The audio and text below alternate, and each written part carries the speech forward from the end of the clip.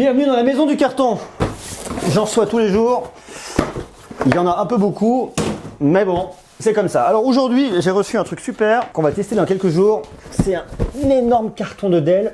Je vous dis pas ce qu'il y a à l'intérieur, je garde la surprise. Mon carton de Dell va aller sur le carton du robot kicker qui est là-dessous. J'ai reçu un nouveau truc aujourd'hui qui me permettra un peu de répondre à certains de vos commentaires. Lorsque certains me disaient il faut que tu stabilises ton image, l'image bouge trop.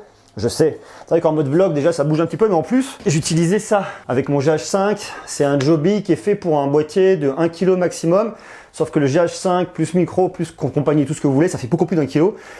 Beaucoup plus, un peu plus d'un kilo. Du coup, j'ai upgradé avec le Joby 3K qui me permet d'avoir des caméras jusqu'à 3 kg. C'est plus lourd et il va falloir se muscler, mais ça va le faire. Donc du coup, on devrait avoir une image qui devrait être un peu plus cool, qui devrait moins bouger comme ça.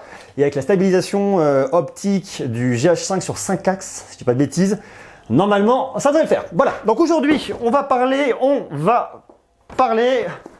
du Honor Play.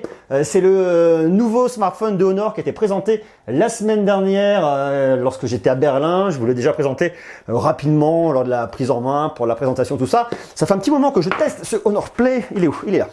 Ça fait un petit moment que je le teste. Il est juste là. Et franchement, je le trouve plutôt pas mal. Alors, je l'ai choisi dans une couleur un petit peu so flashy. Je sais pas si vous voyez. Il faut changer les couleurs bleues, les cils et ça. Voilà, ça c'est la couleur lilas. Plutôt sympa, assez girly. Mais je m'étais dit que ça serait cool pour la photo d'avoir un truc qui change un peu. Donc pourquoi pas. Alors sur Honor Play, il a plein de belles qualités, il a aussi certains défauts. Ce qu'on va faire, on va le tester. Hier, on a testé l'autre smartphone qui s'adresse aux gamers pour cette rentrée, c'est le Pocophone F1 de Xiaomi. Aujourd'hui, on teste le Honor Play et demain, on fait le match des champions. Pocophone vs Honor Play. Voilà, ça c'est pour demain. Comme d'hab, je vous invite à faire une chose, c'est à vous abonner et à rester connecté. Donc avant de parler tout de suite du Honor Play, je vais vous présenter un petit produit que j'ai reçu qui a l'air d'être plutôt cool. C'est un casque à réduction de bruit de la marque Blitzwolf. C'est un truc qui coûte pas très cher et qui peut être pas mal lorsque vous... J'ai chaud. Lorsque vous voulez vous trouver un petit casque à réduction de bruit, pas hyper cher, ça peut être l'occasion. Alors on va regarder ça ensemble. Vous avez un petit étui là. C'est un produit qui coûte pas très cher, qui est à 49 $. Et en plus de ça, si vous intéresse, je vous ai mis un petit lien dans la description. Vous avez un code de réduction avec 15% de remise, ce qui fait que pour le coup, vous allez l'avoir à un tarif vraiment cadeau. On le recharge ici directement en micro USB. Vous avez l'adaptateur micro USB là. Dans la petite pochette, là, c'est des petites oreillettes. Ça se clipse comme ça, tout simplement, sur un de vos vêtements, comme vous voulez. On va le poincer, je sais pas, là, hop, paf. Vous avez bouton de volume pour monter, pour le baisser. Vous avez le petit bouton ici, là. Lorsqu'il est blanc, j'appuie, c'est blanc, la réduction de bruit est activée. Lorsque c'est pas allumé, la réduction de bruit n'est pas activée. Alors c'est pas une réduction de bruit comme sur un casque à 300 balles, hein, c'est vraiment une petite réduction de bruit. Malgré tout, c'est pas mal. Le casque coûte pas trop cher. L'audio est propre. On a un son qui est quand même... Alors il y a de la basse. C'est pas un truc de ouf. On est plus un peu dans le médium. Une fois de plus, on est sur un casque pas très cher.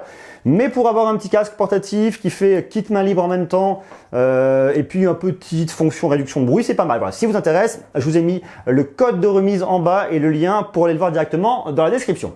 Bon, parlons peu, parlons bien. On va donc parler aujourd'hui du Honor Play parce que c'est un des smartphones de la rentrée que je trouve, en tout cas, lors de la présentation que j'ai vue quand j'étais à Berlin, je le trouvais vraiment cool. On peut faire plein de choses avec, c'est vraiment un truc qui est destiné aux gamers. Il y a un partenariat qui est fait avec Audi Sport pour vraiment aller dans le côté puissance, performance. C'est marrant parce qu'il y a un parallèle qui est fait avec le Pocophone qui lui c'est de la Formule 1. Un partenariat également qui est fait avec PUBG. PUBG, je pense que vous connaissez, c'est un jeu qui permet de s'affronter à 100 dans une arène.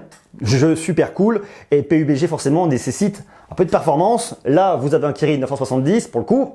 Il y a ce qu'il faut. D'un point de vue purement esthétique, il est bien sans être extraordinaire. À l'avant, on se retrouve avec une encoche, un grand classique, une grande barre noire en bas, des bords sur les côtés. Ça fonctionne, on est dans les standards actuels, rien de bien dingo. À l'arrière non plus. Si on veut qu'il soit vraiment top à l'arrière, il y a un modèle spécial Player Edition qui existe, qui va être soit rouge, soit noir. Moi, je ne l'ai pas. Pour les avoir, il va falloir payer un petit peu plus cher. Donc là, on a les modèles un petit peu plus standards qui existent en bleu, en noir, et là, c'est le modèle ultraviolet qui, bon, franchement, a le mérite de changer un peu. C'est pas mal. Après, on retrouve vraiment un design qui est inspiré cette année de l'iPhone 10, double module photo à la verticale. Bon, ça, c'est pas l'iPhone 10, mais on retrouve aussi le capteur d'empreinte digital au milieu. Les écritures sur le côté, ça fait vraiment penser ça à Huawei. De toute façon, Honor est une marque de Huawei, donc c'est pas du tout surprenant. Vous avez également le branding Honor qui est là. Petite surligne, je sais pas si on peut dire ça comme ça, en haut et en bas, voilà. Bon, aussi la petite label CE qu'il faut mettre, même si c'est pas ce qu'il y a de plus joli. On retrouve sur le côté notre bouton de volume, nos boutons pour l'allumer, pour l'éteindre. Ici, de l'USB Type C, prise jack, haut-parleur mono. On en parlera tout à l'heure. Vous pouvez mettre soit deux cartes SIM, soit une carte SIM, une carte micro SD. Et sur le dessus, vous n'avez absolument rien. Le design est classique. C'est vrai que vu comme ça, on dirait pas forcément un smartphone de gamer. Pour avoir vraiment quelque chose qui ressemble à un smartphone de gamer, il faut aller sur la Player Edition. Voilà, bon, de ce point de vue-là, c'est vrai qu'il est bien, mais il casse pas non plus quatre pattes un canard. Vous avez un dos métal unibody. Alors, le côté pratique avec ce dos-là, à la différence des dos en verre, c'est que vous n'avez absolument pas de traces de doigts. Ça, c'est vraiment le gros point positif. Bien sûr, pas du tout de recharge par induction là-dessus. C'est pas très grave parce que vous avez de la fast charge, une recharge rapide directement ici en USB Type C ou en une demi-heure. Vous allez recharger, pas à 100%, mais en tout cas vraiment le recharger énormément. Donc ça, c'est déjà bien. À l'avant, vous avez un écran de 6,3 pouces. C'est du LCD, c'est du LTPS. Vous avez un ratio écran face avant de 89%, une définition de 2340 par 1080 pixels. La densité du pixel, c'est du 409 ppp. Voilà, bon, on va éviter de rentrer dans le côté un peu trop technique. Alors, vous avez l'encoche ici, forcément, mais l'encoche, vous pouvez complètement la faire disparaître. Il faut aller pour ça dans la partie affichage et dans la partie encoche. Vous avez le choix de la cacher. Alors, vous gardez toujours les petites informations ici, ce qui, dans l'absolu, n'est pas mal. Donc, soit l'encoche, soit pas l'encoche. En gros, ça vous fait juste monter la bande en haut, la bande turquoise sur le haut. Bon, voilà. Moi, en tout cas, l'encoche, ça me dérange pas, mais je sais qu'il y en a plein qui sont allergiques. En termes de puissance, à l'intérieur, vous avez ce qu'il faut. Donc, c'est un peu l'intérêt de ce smartphone. Vous avez un Kirin 970. Il y a quelques jours, lors d'une conférence à laquelle j'étais présent à Berlin, à l'IFA, Richard Yu, le big boss de Huawei, nous a présenté leur nouveau SoC. C'est le Kirin 980. Alors, le Kirin 980 servira à aller plus loin en termes d'intelligence artificielle, d'optimisation de la machine, d'optimisation de la batterie. Ça va vraiment être l'un des points forts, réussir à détailler complètement, à vous détailler complètement sur une photo au pixel près. Donc ça va être vraiment bien, mais on en reparlera. Donc celui-ci, c'est la génération d'avant qui est actuellement commercialisée sur le marché. Il faut savoir que le Kirin 970 est moins puissant qu'un Snapdragon 845. Néanmoins, il marche quand même plutôt pas mal. Il faut savoir qu'ici, il est cadencé jusqu'à 2,4 GHz. La puce graphique, c'est une Mali G72 NP12. Vous avez 4 Go de RAM à l'intérieur et 64 Go de stockage. Mais surtout, le point fort de ce produit, c'est le GPU turbo. Le GPU turbo, j'ai testé avec le Honor 10 quand il est sorti. C'est vrai qu'il apporte un vrai regain de puissance. Votre smartphone va être 60% plus puissant que si vous n'aviez pas le GPU turbo. Et il va consommer 30% de batterie en moins. Donc l'intérêt du GPU turbo, c'est une optimisation logicielle qui va vous permettre de tirer le meilleur parti de votre bécane. Ici, un Kirin 970. Donc ça, c'est vraiment un point qui est excellent, et que ce soit en termes de gaming, en termes d'utilisation classique, pour pouvoir aller d'une application à l'autre sur une utilisation standard au quotidien, ça permet d'avoir quelque chose de beaucoup plus fluide, et ça, c'est vraiment intéressant. C'est ce qui a été mis en avant lors de la présentation, c'était de dire que au final, cette machine qui coûte 360 € à peu près, est au final plus puissant qu'un Samsung Galaxy S9 Plus, qui coûte beaucoup plus cher. En termes de performance, j'y crois clairement. Après, il y a des choses qui sont vraiment différentes, notamment au niveau de l'appareil photo. On n'est pas du tout sur la caméra du S9 Plus, donc bon, il n'y a pas que ça qui fait la différence. Voilà, ça, on va le détailler dans quelques instants. Alors moi, je suis pas du tout un hardcore gamer, donc je suis plutôt un casual gamer. Je suis pas exceptionnellement bon, néanmoins, je dois reconnaître que l'expérience est extrêmement fluide. Dès que j'ai lancé PUBG, ça m'a tout de suite proposé la qualité élevée. Donc ça veut dire que tout de suite derrière, il y a de la performance. Ça, c'est un point qui est très cool, c'est extrêmement fluide. PUBG tourne extrêmement bien là-dessus, ce qui est globalement pas surprenant. Salut mon pote, ça va mec? Ça c'est mon coéquipier. Ouais, j'ai fait plusieurs parties, ça se passe plutôt bien, c'est vraiment une très belle expérience. Donc en termes de jeu, pas de latence, que ce soit sur PUBG ou sur d'autres jeux, ça c'est franchement plutôt cool. Maintenant, il y a un truc que je regrette un peu, c'est-à-dire que vous jouez, vous avez de la puissance, ça va plutôt bien, il réagit extrêmement bien. De ce point de vue-là, c'est cool. Par contre, ce qui est vraiment frustrant, et notamment par rapport au Pocophone, mais ça on va voir le comparatif demain, c'est-à-dire que vous avez simplement un haut-parleur mono ici, pas du tout de haut-parleur stéréo. Et pour des sessions de jeu sans casque, c'est un petit peu frustrant. C'est vraiment un peu le problème, surtout qu'on est vraiment situé dans le même prix. Mais je vous dis, demain, on va faire le comparatif. Pocophone F1 vs Honor Play. Donc on regardera un petit peu les points qui sont plutôt forts d'un côté, plutôt faibles de l'autre. On va le détailler.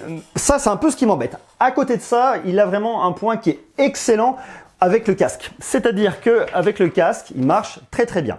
Vous avez la prise qui se trouve en bas et lorsque vous le branchez, vous allez l'activer une fonction qui va vous permettre de choisir votre mode de spatialisation pour pouvoir avoir une immersion supplémentaire dans le jeu. Alors, on est néanmoins sur de la stéréo, mais lorsque vous jouez un jeu comme PUBG pour savoir où situe votre ennemi, s'il est à l'arrière droite, à l'arrière gauche, s'il est à l'avant, d'un côté, si c'est ça, d'où est-ce que ça tire, c'est vraiment bien. Il y a différentes options et ça, pour le coup, je dois reconnaître que c'est vraiment intéressant. Je vais dans les paramètres audio, je vais dans son. J'ai ici une petite case qui n'est pas du tout accessible, qui n'est accessible que lorsque j'ai branché mon casque. Effet sonore, Huawei Stun, et ça c'est plutôt cool. Là j'ai plusieurs modes de lecture, automatique, audio 3D, naturel, standard. Ça vous permet de choisir un petit peu l'effet que vous voulez. Là avec l'effet 3D vous allez simuler la profondeur de champ sonore 3D pour une écoute immersive. Ça pour du gaming c'est vachement bien, naturel c'est la reproduction authentique du son, ça va être mieux lorsque vous allez écouter de la musique. Je trouve que l'audio 3D c'est vraiment génial pour jouer à des jeux comme PUBG très clairement. Et là vous choisissez votre effet 3D, rapproché, de face, grand, élargi. Moi j'ai mis grand, je trouve ça bien et c'est vrai que la sensation est quand même plutôt pas mal. Un petit côté un peu plus immersif lorsque vous allez jouer. Alors je vous le dis, hein, c'est vraiment pour une idée de spatialisation. On n'a pas d'effet 7.0, 7.1 ou ce que vous voulez. C'est juste pour la spatialisation. Justement parce qu'on parle d'audio, je vais vous dire que moi je trouve le son bien, mais moyen. Je le trouve bien avec le casque. Je le trouve assez standard lorsqu'il n'a pas de casque, du fait du haut-parleur mono. Après, en termes de puissance, on a aussi ce qu'il faut. Il y a de la puissance. Regardez, je vais vous mettre ma vidéo. J'utilise beaucoup pour pouvoir comparer. C'est ma vidéo du dernier Hellfest. Là, je suis poussé à fond.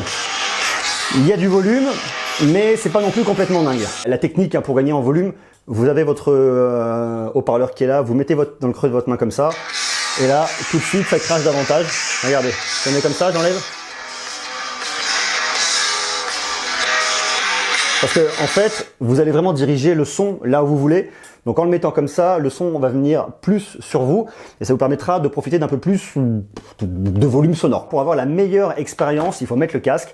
Et là, tout de suite, il prend une autre dimension. Et surtout, avec les réglages que je vous ai montré tout à l'heure, c'est vrai que c'est complètement autre chose. Ça va mieux là déjà. Et en plus de ça, ce qui est intéressant, c'est le fait de pouvoir effectivement régler la spatialisation pour avoir un son soit plus naturel, soit un peu plus large. Et ça c'est cool. Donc là, je l'ai testé avec le son vraiment spatialisé, comme je le ferais pour jouer à un jeu vidéo type PUBG. Maintenant, je vais me le caler pour me le mettre sur un effet un peu plus naturel, pour avoir vraiment retrouvé le son que je veux. Et tout de suite, ça marche aussi super bien. Allez hop, on y retourne. YouTube. Lecture. Là, c'est très bien. C'est fort, hein. Mais pour moi, la qualité sonore, là, elle est vachement mieux. Je vous parle donc de performance, avec le Kirin 970, 4 Go de RAM, avec le GPU turbo surtout, mais je vous parle aussi d'optimisation de batterie, avec une batterie de 3750 mAh, qui vous permet de durer plus d'une journée. En utilisation, lors de mes différentes phases de test, en jouant à PUBG, en écoutant de la musique, en regardant des vidéos, que ce soit sur Netflix, soit sur YouTube, en surfant, en partageant ci et ça, franchement, une journée, une grosse journée, une journée et demie, sans problème, l'autonomie est franchement là, elle est au rendez-vous. Et en plus, ce qui est bien par rapport à des batteries de 3500 mAh, elle est optimisée de par le fait du GPU turbo. C'est vraiment un excellent point et c'est là où on voit toute l'innovation de ce GPU turbo, c'est pouvoir vraiment, grâce à l'intelligence artificielle aussi, une fois plus logicielle, d'aller plus loin. Et vous allez voir, ça va être le grand focus qui va être fait en 2019 avec des Kirin 980 ou avec des Snapdragon 855, 850, je sais pas quel nom il aura, est-ce qu'il aura le même nom que pour la partie PC 850, est-ce qu'il passera en 855. Le focus va vraiment être fait sur l'optimisation avec de l'intelligence artificielle pour gagner en puissance et pour gagner surtout en autonomie. Donc une batterie de 3750 mAh là-dessus avec de l'intelligence artificielle, le GPU turbo, ça marche parfaitement bien. Point qui est plutôt cool, vous avez le capteur d'empreinte digitale qui est extrêmement réactif derrière. Regardez mon doigt derrière, attention. Ça déverrouille très rapidement, ça marche bien. Alors, vous avez aussi de la reconnaissance de visage, c'est un face unlock, reconnaissance faciale, hop voilà, glisser pour ouvrir, c'est parti, ça marche plutôt bien. Donc vous pouvez faire le schéma, vous pouvez faire un code, vous avez pas mal de possibilités. C'est pas de la reconnaissance faciale en 3 dimensions, ça vous scanne pas l'iris, ça reconnaît uniquement votre visage. Mais pour déverrouiller d'une façon standard, ça marche plutôt bien. À moins que vous soyez suivi par les services secrets, qu'ils aient besoin de vous piquer votre téléphone et de le déverrouiller. Sinon, pour monsieur et madame tout le monde, ça ira parfaitement bien. Et en termes de photo vidéo, Vous avez ici un double module caméra situé à l'arrière, 16 mégapixels avec une ouverture de f2.2. C'est un appareil photo qui est boosté à l'intelligence artificielle, comme c'est parfaitement bien le faire Honor sur ce typologie de modèle, et également Huawei, j'allais dire Huawei, mais également Huawei. Vous avez 22 scènes qui sont reconnues grâce à l'intelligence artificielle pour complètement aller optimiser votre rendu photo. Vous avez bien évidemment le mode portrait, vous avez de la stabilisation, en gros vous avez de l'intelligence artificielle pour venir complètement optimiser votre bécane. À l'avant vous avez une caméra de 16 mégapixels également avec une ouverture de f2.0, une reconnaissance faciale en 3 dimensions, alors ce n'est pas du Face ID, attention, vous pouvez faire bien sûr des effets bokeh, vous avez le 3D porté Lightning, vous pouvez filmer en 4K à l'avant comme à l'arrière. Lorsque vous êtes dans l'appareil photo, vous avez plusieurs possibilités. Vous avez bien évidemment le mode photo, le mode portrait, l'objectif avec des filtres AR, je vais vous montrer, c'est assez marrant. Le mode ouverture, c'est pas une nouveauté, mais c'est plutôt cool aussi. On a bien sûr de la vidéo, et puis ensuite, vous avez le mode pro, vous pouvez prendre des photos en mode RAW, ça c'est plutôt cool. La partie cliché nocturne, qui est vraiment mis en avant. Des scans de documents, de QR code, le mode artiste, panorama 3D, bon, la timelapse panorama, 3D Creator, tout ça c'est plutôt rigolo. Et vous le voyez ici, vous avez le bouton intelligence artificielle qui va être activé ou désactivé pour la reconnaissance de scène, pour tout ça. Là, vous avez, hop, la fonction image dynamique activée. Mais pour moi, le côté un petit peu rigolo, ce sont les objectifs avec filtre AR. Hop, regardez, voilà. Waouh, ça c'est... Voilà. Alors, vous avez de tout, hein. Il y a un truc un peu kitsch, il y a des trucs un peu plus classiques qui sont quand même assez marrants. Voilà, vous avez des arrière-plans comme ça, c'est rigolo. Il y a des trucs so girly quand même, hein. Pour voir que c'est un truc de gaming, c'est un petit peu girly. Mais bon, why not? Voilà, voilà, les petites Halloween, les petites lunettes, ça marche toujours bien.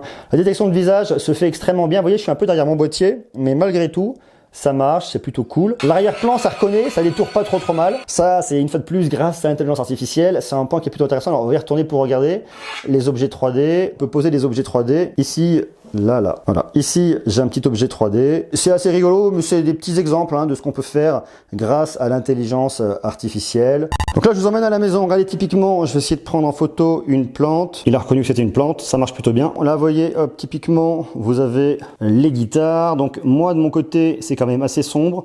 Sur l'appareil, c'est tout de suite beaucoup plus clair, beaucoup plus de luminosité. Des couleurs qui sont beaucoup plus saturées, beaucoup plus vives. Là, je me filme en condition de faible luminosité dans la salle de bain. Alors, il n'y a pas beaucoup de lumière, ça vous le voyez directement.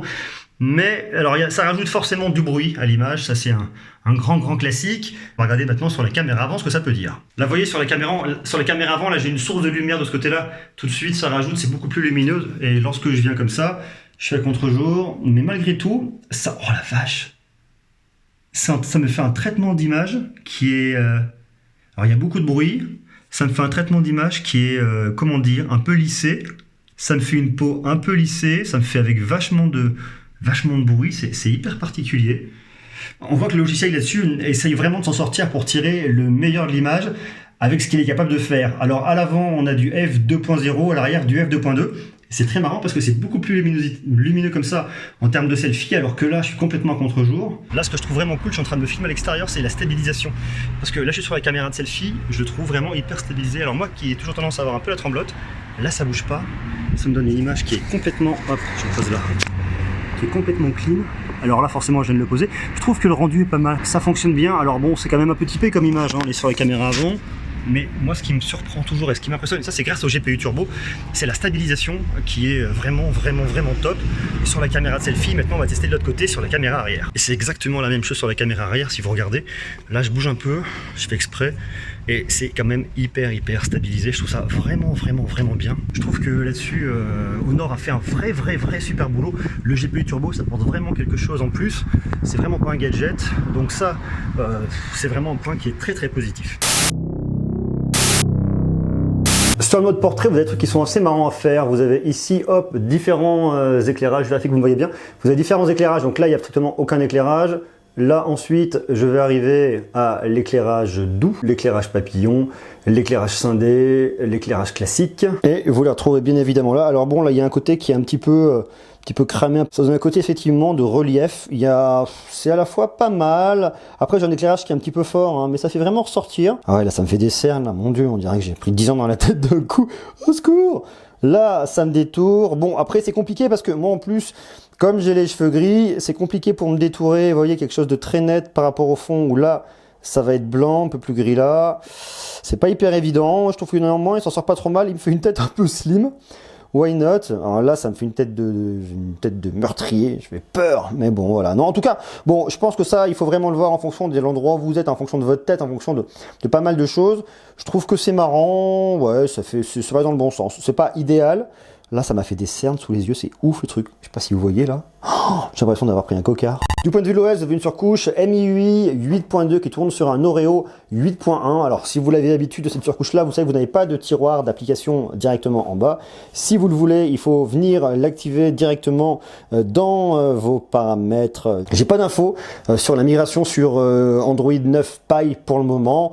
Bon, la version fonctionne bien. MIUI 8.2, rien à lui reprocher. Autre point un petit peu de regret sur ce produit, ils ont absolument pas parlé de certification. Donc ce produit a pour l'instant, selon moi et selon ce que j'ai vu, absolument pas de certification IP68, IP67. Donc évitez de le jeter dans l'eau. Il n'est pas étanche normalement à l'eau et à la poussière. Alors je pense que s'il croise de la poussière, il va pas tomber en panne. S'il croise un peu d'eau, il va pas non plus se jeter après les murs. Ça ne devrait pas lui poser trop de problèmes. Mais on n'a pas un produit qui a cette certification. Il est disponible dès maintenant. S'il vous intéresse, vous pouvez le trouver en 4 Go de RAM, 64 Go de stockage, 329 € et dans la Player Edition à 349 €. D'ailleurs, s'il vous intéresse, je vous ai mis un lien en bas dans la description. On parle, mais il faut boire. Ce qui est intéressant en tout cas avec ce produit, c'est que on voit que Honor sort une nouvelle gamme. Ils ont effectivement la gamme View 10 qui est sortie en début d'année avec ce fameux View 10, qui a la gamme numérotée Honor 8, Honor 9, Honor 10, avec les déclinaisons X, A, voilà tout ça. Vous avez les modèles Lite également, comme le Honor 9 Lite. Et là, il y a cette toute nouvelle gamme qui vient d'arriver. La gamme pour gamer, c'est la gamme Honor Play. Ça, c'est le tout premier du genre. Donc c'est vraiment intéressant. Et ce qu'on voit à travers tout ça, c'est que Honor cherche vraiment à se diversifier avec une stratégie de marque. Vous avez vraiment la stratégie de marque, pas pyramidale, mais avec Huawei au-dessus et des innovations majeures et des produits haut de gamme, des produits plus milieu de gamme avec les modèles de chez Honor plus destinés à un public jeune et à un public plutôt gamer. On le voit avec le Honor 10 qui est vraiment pour moi un produit qui est vraiment magnifique. Le dos est top, il est vraiment, enfin je vais pas le recenser, mais je trouve vraiment très très bien. Je trouve celui-là plutôt pas mal, je le trouve bien, mais je lui reproche certaines choses.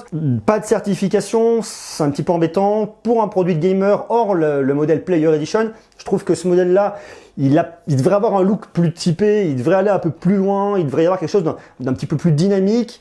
Il est bien, on peut pas dire qu'il est pas joli, il est dans les standards actuels, mais il révolutionne pas l'histoire, et pour un produit destiné à un gamer, il lui manque un peu de caractère. Après, l'écran fonctionne plutôt bien. Je reproche qu'il n'y ait pas de haut-parleur stéréo pour une expérience gaming hors casque.